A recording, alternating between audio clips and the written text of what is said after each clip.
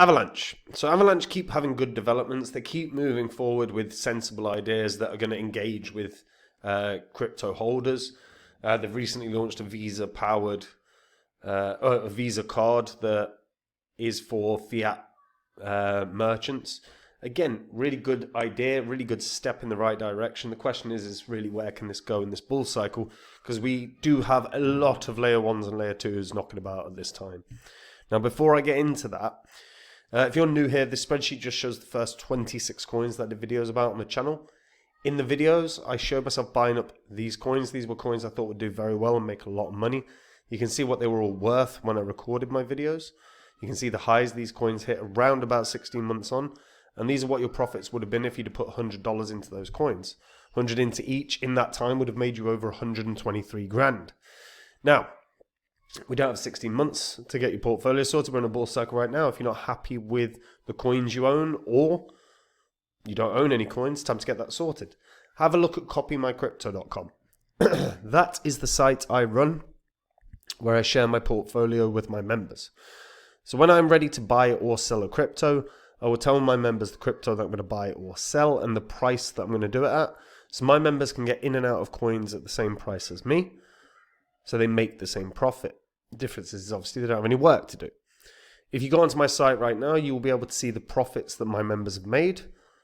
This is public record on the history of this channel. You can also see some of our past successes. Again, this is public record. You can go through the old videos on this channel, verify it all. If you like what you see when you read through the site, you want to learn more, you want to find out the cryptos that I own, the ones I think can 20, 40, 100x, all you've got to do to find out about those coins is join up on the site, guys. Now, Avalanche. So Avalanche right now, sitting at 16th market cap of all cryptos, had an up and down year, you know, went to some highs of around about $60 a couple of times. And, you know, that's not bad when it went to lows of like just shy of $9 at points. Avalanche is a layer 1 that functions as a platform for dApps and custom blockchain networks. It's one of Ethereum's rivals. You know, everything is an Ethereum rival because Ethereum is the first of its kind. Avalanche does well in that it can do a throughput of around about 6,500 transactions per second. And they have quite a clever architecture. They actually have 3 different blockchains. They have the X chain, the C chain, the P chain. Each chain has a distinct purpose. And the way that this works is... Oh, where's it gone? So the X chain is used similarly to the sort of ERC20 standard. It's used to create and exchange native AVAX tokens. The C chain hosts smart contracts and dApps. And the P chain basically is coordinating network validators. So each time that this is used, each subnet validates several blockchains, but a blockchain can only be validated by one subnet. The idea by the division of all of these different chains is that it allows for the higher throughput without compromising decentralization. As a premise, again, very good premise. The founders are Ava Labs, which was founded by Cornell University professor Emin Gun Sirer. I'm definitely butchering that name. And Kevin Sekniki and Mofan Yin. All have a pretty good history. Like Sirer is a veteran in cryptographic research, having designed a conceptual peer-to-peer virtual currency 6 years before the release of the Bitcoin white paper. From that research arose the white paper that led to the foundation of Ava Labs. They also raised a ton of money. In 2020, they raised, in under 24 hours, 42 million. And they have investors like Polychain and Andreessen Horowitz, as well as Balaji Srinivasan.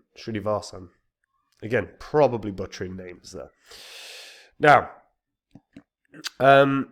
they have been doing plenty over the past few months. As I've said, recently the Avalanche Visa card came into fruition. So the way this works is that It's a Visa-powered payment card that allows users to spend crypto at traditional fiat-only merchants. The move aims to bridge the gap between DeFi and everyday transactions, making it easier for crypto holders to use their actual crypto in real-world scenarios. The Avalanche card is a crypto-powered payment card created in partnership with Rain, which is a liquidity provider.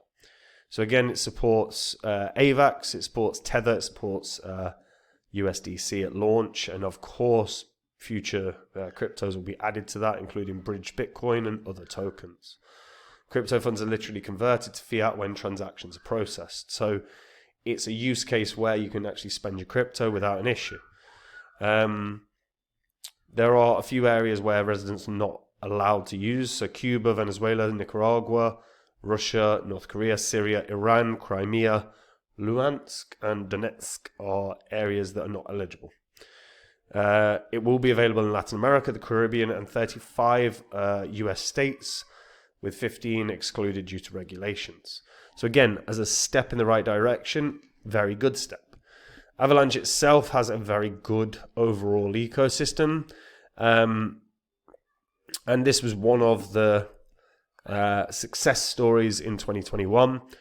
You know, really, it was Solana, Avalanche, and Luna. Obviously, Luna had their, or Terra, however you want to say it, but Terra had their collapse. But Avalanche was a hit success. I mean, all-time high was in and around $140 or something, $146. So very, very good all-time high.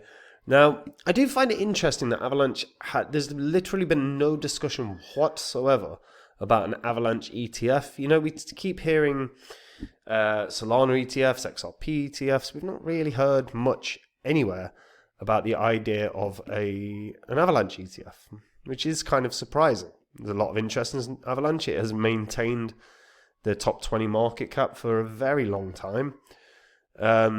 Really since it blasted up in the sort of summer of 2021. And yeah, the Avalanche ecosystem actually is wicked. Like, it's actually grown really well. Overall, when we take a look at sort of the apps within Avalanche, you've got art and culture, you've got gaming. And again, Avalanche has pretty good throughput. So in terms of gaming, why the hell wouldn't you build a pretty solid gaming ecosystem on AVAX? Like, it makes total sense. Avalanche have their sort of focus on art and culture. I personally am still meh about art with regards to NFTs and whatnot. I think we're miles away from anything important there.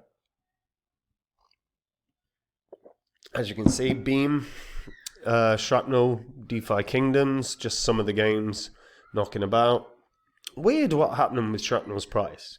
Very weird, because like there's a lot of excitement around Shrapnel. Yeah, Guns, Own, Stardust. I mean, you can see it's actually a pretty good list, and obviously we can keep opening it up and seeing all. They've got some exchanges as well. Trader Joe's obviously was a very used DEX back in 2021. Not so much like anymore. Obviously, Solana has become the beast. I just find it. I mean, I honestly think we're going to end up having discussions are going to begin taking place about an AVAX ETF. I think we're way away from that right now, but I do think that's going to happen. And when that does happen, it's going to pump. Like we see these pumps happen from all the time. Daily basis, the amount of transactions is millions on AVAX. They're doing good numbers. Like, all the statistics are immensely positive about AVAX. It's really just price that isn't amazing, but at the moment, this bull cycle really, Bitcoin's blasted, a couple of others have done well, but we've generally had a pretty flat bull cycle so far. In terms of AVAX, I still think this has room to move. I think we can see AVAX get back up. Will it beat its all-time high? That's a tricky one. I'm not fully convinced it will right now. If it does beat its previous all-time high, you're looking at a coin with a market cap of in and around the 60 billion mark. Is that too high? No, not necessarily. We saw things like Terra hit you know, I think Terra hit 100 billion in the last bull cycle. So AVAX is well more than capable of getting to that kind of price point. But right now, with kind of staggered price performance that we've seen for so many cryptos, you got to be hesitant thinking anything's going to break its previous high. I do think AVAX can tackle once again the triple figures. I think $100 is probably a very fair target, especially if the ETF murmurs begin once again. Right now, we don't have those ETF murmurs for AVAX. We do have them for Solana. We do have them for XRP. We have them for a few different cryptocurrencies. And also, AVAX wasn't mentioned in the basket of coins that it could have been mentioned in that Trump referenced. In fact, it was just Solana, Cardano, XRP, Ethereum, and Bitcoin. But I suppose, to be fair, Avalanche isn't in the top 10. But the ETF murmurs, when they begin, we'll see a pump here. I think this can hit 100. I think there is a world it can hit 200, but I think 100 is probably a really fair target this bull cycle. For the people that are AVAX holders, that are long-term bullish on this, what are you hoping to see this bull cycle? Like, what do you think is a fair target for the price of AVAX this bull cycle? Share your thoughts in the comments. And guys, look, we are in a bull cycle, and if you're not happy with the performance of your coins, you've got some stuff to fix. Have a look at my website, copymycrypto.com. If you go onto the site right now, you'll be able to see the profits that my members have made. You'll also be able to see some of our past successes. These are all public record. If you go onto the old videos on this channel, you'll be able to verify them all. On the site, I share with my members every single coin I own.